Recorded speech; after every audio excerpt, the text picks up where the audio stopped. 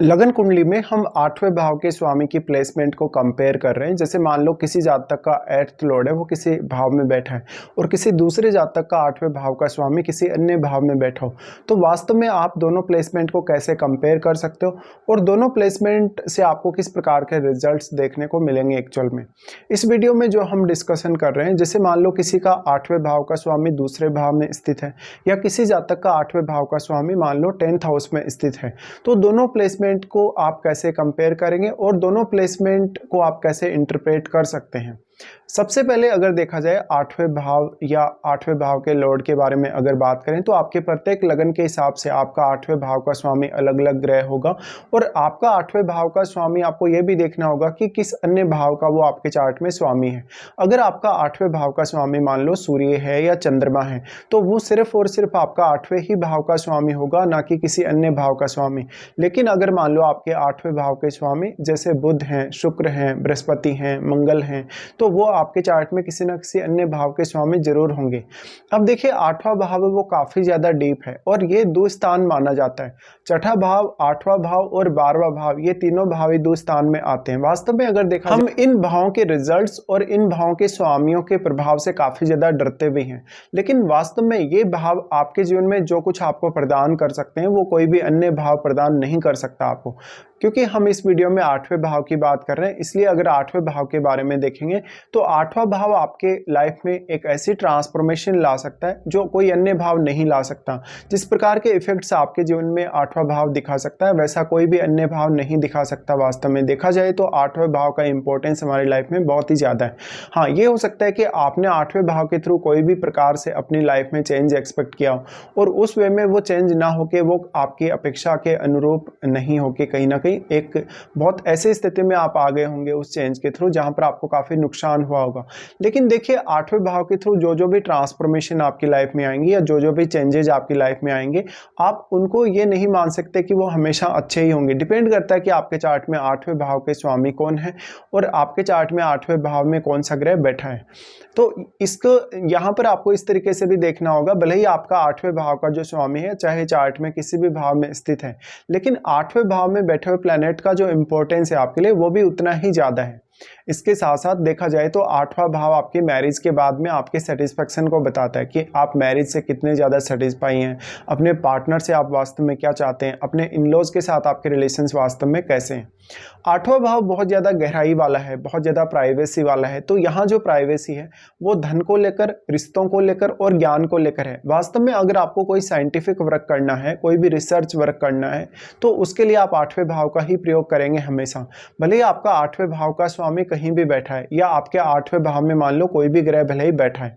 वास्तव में अगर 8वें भाव का स्वामी आपका एक शुभ ग्रह होगा तो वो ज़्यादातर केसेस में अगर किसी भी भाव में बैठेगा तो वो ज़्यादा बेहतर परिणाम लाएगा। और अगर 8वें भाव का स्वामी आपका एक क्रूर ग्रह होगा, तब आपको वो किसी भी भाव में बैठे वो ज़्यादातर हो सकता है वो मुश्किलों में आपको घिरा हुआ देखे।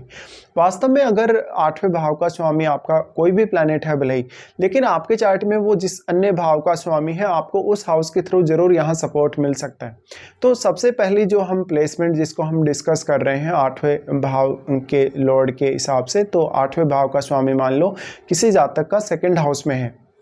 तो यहाँ अपने से वो बिल्कुल ऑपोजिट चला गया। 2nd हाउस आपकी वाणी का घर है, आपके रहन सहन, खान पान और आपके ओवरऑल वेल्थ को भी दर्शाता है। और 8वां भाव आपके जीवन साथी की वेल्थ है, वास्तव में उनकी फैमिली वेल्थ है, उनकी स्वयं की वेल्थ है और उनकी वाणी भी है। ऐसे में हो सकता है आपकी जो वेल्थ है, आपकी जो धन संबंधी जो स्थितियां हैं, आपका खान पान है, रहन सहन है, उसको आपका जीवन साथी डोमिनेट कर रहा हो या उनकी फैमिली वाले लोग डोमिनेट कर रहे हैं। तो कहीं ना कहीं अब आपकी लाइफ में उनका दखल बहुत ज़्यादा बढ़ जाएगा। इस केस में अगर मान लो आपका 8वें भाव का स्वामी एक क्रूर ग्रह है और तब अगर वो आपके 2nd हाउस में होगा, तब ये दखल और भी ज़्यादा बढ़ने की संभावना है। इसके साथ साथ लेकिन 8वें भाव का स्वामी एक अगर शुभ ग्रह होगा तो वो ज़्यादा बेहतर रिजल्ट लाएगा 2nd हाउस में बैठने से, भले ही वो हमेशा अपने शत्रु के ही घर में स्थित होगा। अब आपका 8वें भाव का स्वामी अगर सेकंड हाउस में स्थित है तो आप ये जरूर एक्सपेक्ट कर सकते हो कि आपको मैरिज के बाद काफ़ी सारे चेंजेस देखने को मिलेंगे। ये चेंजेस आपकी ओवरऑल वेल्थ में हो सकते हैं, आपके रहन सहन खान पान में हो सकते हैं, आपकी वाणी में हो सकते हैं, और साथ साथ में 8वां भाव हमेशा आपके ऊपर बहुत मेजर इंपैक्ट डालेगा, क्योंकि 8वें भाव के थ्रू वो सब आप हासिल कर सकते हैं जिसके लिए आपने कभी कोई मेहनत नहीं की। इवन मैरिज के बाद आपको अपने माता पिता से भी काफ़ी ज़्यादा धन और संपत्ति मिलने की यहाँ पर उम्मीद रहेगी। अब यहाँ 8वें भाव में जो प्लैनेट बैठा है वो देखिएगा आपके चार्ट में वो किन किन भावों को रिप्रेजेंट कर रहा है और वो कौन कौन से प्लैनेट्स को यहाँ उनकी एनर्जी को यहाँ लेकर आ रहे हैं 8वें भाव में। वास्तव में 8वें भाव में भले ही कोई भी प्लैनेट बैठा हो वो भी अपना पूर्ण रूप से प्रभाव यहाँ डालेगा, और वो प्लैनेट भी आपके सेकंड हाउस को एस्पेक्ट करेगा तो वो आपके 8th लॉर्ड को भी प्रभावित करेगा। वास्तव में 8th लॉर्ड का जो दृष्टि है वो आपके 8वें भाव पे रहेगा, तो कहीं ना कहीं 8th लॉर्ड अगर एक क्रूर ग्रह होगा तो वो अपने भाव को काफी ज्यादा प्रोटेक्ट करने की भी कोशिश करेगा। इस तरीके से अगर देखा जाए तो 8वें भाव का स्वामी का दूसरे भाव में जाना थोड़ा क्रिटिकल साबित हो सकता है कभी कभी, जहां पर आपकी मनमानी नहीं चल रही, आप पे दूसरों का प्रभाव ज़्यादा है कहीं ना कहीं, या आप ऐसा सोचते होंगे कि आपको दूसरों से ही ज़्यादातर धन संपत्ति मिल जाएगी, आप अगर कुछ ना करें, मेहनत ना करें, आप जॉब ना करें तो भी आपका काम चल जाएगा, लेकिन वास्तव में ये आपकी अपेक्षाएं ही रह जाएंगी। ऐसा वास्तव में होने वाला नहीं है प्रैक्टिकल तौर पर। तो यहाँ कोई बहुत बड़ी उम्मीद भी आप ना लगा लें जब भी आपका अष्टमेय सेकंड हाउस में बैठा है। अब आपका अष्टमेय सेकंड हाउस में बैठने के बाद क्या वो वक्री तो नहीं है, क्या वो अस्त तो नहीं है, क्या वो राहु या केतु जैसे ग्रह के साथ तो नहीं बैठा है? अगर ऐसा है तो उसके रिजल्ट्स पूर्णतया बदल सकते हैं। वास्तव में अब वो ग्रह आपके चार्ट में 8वें भाव के अलावा कुछ अन्य भावों को प्रभावित करेगा, जैसे वो आपके 6th हाउस को प्रभावित कर सकता है, इवन आपके 4th हाउस को वो प्रभावित कर सकता है, 5th को वो प्रभावित कर सकता है, या आपके किसी भी अन्य भाव जैसे 10th हाउस को भी वो प्रभावित कर सकता है। डिपेंड करता है कि आपका 8वें भाव का स्वामी कौन है। इस तरीके से अगर देखा जाए तो 8वें भाव के स्वामी के सेकंड हाउस में आने से आप अपने इन लॉज के साथ मिलके या अपने जीवन साथी के साथ मिलके कोई अपना फैमिली बिजनेस भी आगे बढ़ा सकते हैं। लेकिन यहाँ किसी भी ग्रह का क्रूर प्रभाव हुआ या बैड इफेक्ट हुआ तो आपको फैमिली इश्यूज का काफी ज्यादा सामना करना पड़ सकता है। अब जो आपका यहाँ पे 8th लॉर्ड है वास्तव में वो अन्य जिस भाव का स्वामी है उस हाउस के लिए भी आपको विचार करना चाहिए, तो उस हाउस के थ्रू आपको जरूर मदद मिल सकती है सेकंड हाउस से जुड़े हुए कार्य करने के लिए। वास्तव में अब ये आपके विचारों पर, आपके विचारों का जो आदान प्रदान है उस पर बहुत गहरा इम्पैक्ट डालेगा। अब हम जो हमारी दूसरी प्लेसमेंट है जिसको हम इसके साथ कंपेयर कर रहे हैं, जैसे मान लो किसी का 8th लॉर्ड 10th हाउस में है, तो 8th लॉर्ड 10th हाउस में होने का मतलब है कि आपको कैरियर में शुरुआत में काफ़ी स्ट्रगल का सामना करना पड़ा होगा। मोस्टली अगर 8th लॉर्ड एक शुभ ग्रह होगा तो वो आपके लिए नेम फेम या पॉपुलैरिटी बहुत ज़्यादा ला सकता है कैरियर वाइज, बट वो आपको उतना ही ज़्यादा स्ट्रगल देगा। या फिर मान लो 8वें भाव में कोई ऐसा प्लैनेट बैठा है जैसे शनि जैसा ग्रह अगर बैठा हो तो कैरियर में आपको काफ़ी स्ट्रगल करना पड़ेगा, भले ही आपका 8वें भाव का स्वामी कोई भी ग्रह होगा।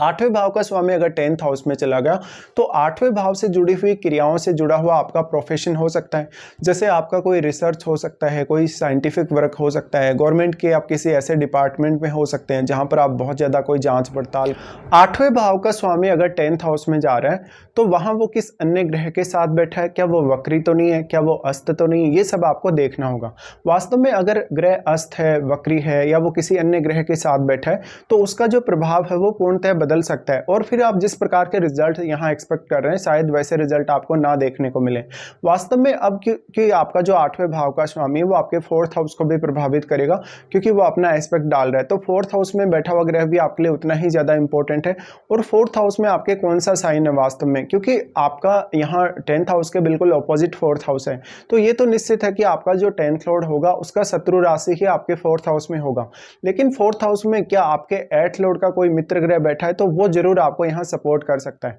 अब हम ये मानते हैं कि किसी भी भाव में अगर कोई भी प्लैनेट बैठा है, भले ही वो किसी भी भाव का स्वामी है, तो वो उस हाउस में अपना काफी मेजर इंपैक्ट डालेगा। इसी तरीके से यहाँ भी ये बात लागू होगी कि 8वें भाव का स्वामी जब 10th हाउस में स्थित है तो वो 10th हाउस में अपना काफी मेजर इंपैक्ट डालेगा, तो वो आपके कैरियर को काफी प्रभावित करेगा। इस केस में आपका 8वें भाव से संबंधित कोई भी प्रकार का प्रोफेशन है या कोई भी प्रकार का काम है तो वो आपके लिए थोड़ा ईजी हो सकता है वास्तव में। लेकिन अब आपका 8th लॉर्ड जो आपके 10th हाउस में आया है वो अगर किसी अन्य ग्रह के साथ बैठा है तो उस ग्रह के प्रभाव की वजह से आपके 8th लॉर्ड के जो प्रभाव हैं पूर्णतः बदल भी सकते हैं। वास्तव में आपका 8th लॉर्ड यहाँ से आपके 4th हाउस को प्रभावित करने के साथ साथ आपके कुछ अन्य भावों को प्रभावित कर सकता है। जैसे वो आपके 12th हाउस को प्रभावित कर सकता है, आपके लगन को प्रभावित कर सकता है, इवन वो आपके 2nd हाउस को प्रभावित कर सकता है, इवन वो आपके 7th हाउस को या 6th हाउस को प्रभावित कर सकता है। तो उसका प्रभाव आपको इस तरीके से भी विचार करना होगा। हम यही मानते हैं कि 8th लॉर्ड का कहीं ना कहीं 10th हाउस में जाना मैरिज के बाद आपको कोई ना कोई sudden ups and downs career में दिखाएगा।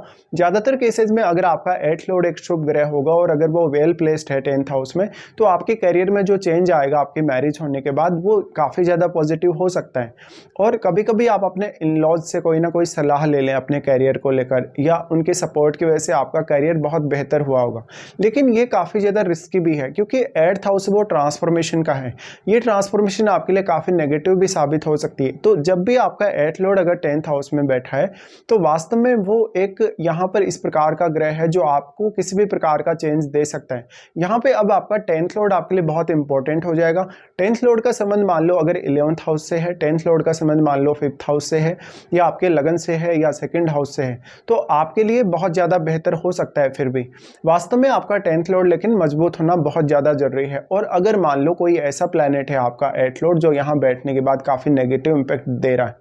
या वो आपको प्रोफेशन वाइज काफ़ी ज़्यादा नेगेटिवली प्रभावित कर रहा है, तो उसमें फिर आपके 10th लॉर्ड की भूमिका आपको देखनी होगी कि 10th लॉर्ड आपको किस तरीके से यहाँ सपोर्ट कर सकता है। वास्तव में 4th हाउस में आपके जो प्लैनेट बैठा है उसकी भूमिका भी आपके लिए काफ़ी अहम होगी। तो कुछ केसेस में अगर देखा जाए तो 8th लॉर्ड का 2nd हाउस में होना बहुत ज़्यादा बेहतर होगा, और कुछ केसेस में आपके 8th लॉर्ड का 10th हाउस में होना ज़्यादा बेहतर होगा। भले ही आपका 8th लॉर्ड अगर 2nd हाउस में स्थित है तो वो अपने शत्रु के घर में जरूर होगा, हमेशा हर कंडीशन में वो अपने शत्रु के ही घर में होगा, लेकिन उसकी जो स्थिति होगी ये जरूरी नहीं है कि वो हमेशा अस्त नहीं होगा या वो वक्री नहीं होगा, या वहाँ कोई ना कोई अन्य प्लैनेट जरूर हो सकता है। तो इस वजह से उसके जो रिजल्ट्स हैं वो पूर्णतः बदल जाएंगे। और जब भी कोई प्लैनेट आपका 8th लॉर्ड होकर 2nd हाउस में बैठेगा तो वो क्योंकि 8th हाउस को प्रभावित करेगा, वो अपनी पूर्ण दृष्टि डालेगा 8th हाउस पे, तो वो 8th हाउस के मामलों में आपको काफी प्रोटेक्ट करने की भी कोशिश करेगा। तो ये भी आपको समझना होगा वास्तव में। लेकिन जो 8th लॉर्ड का 10th हाउस में जाना है वो आपकी पूरी लाइफ को इसलिए बदल सकता है क्योंकि जैसे आपके प्रोफेशन वाइज जो चेंजेस आएंगे 8th लॉर्ड के 10th हाउस में होने से, उसी प्रकार से आपका घरेलू जीवन, आपकी मानसिकता, आपका काम करने का तरीका वो सब बदलेगा, और इससे आपका नेम फेम भी कहीं ना कहीं डिसाइड होगा।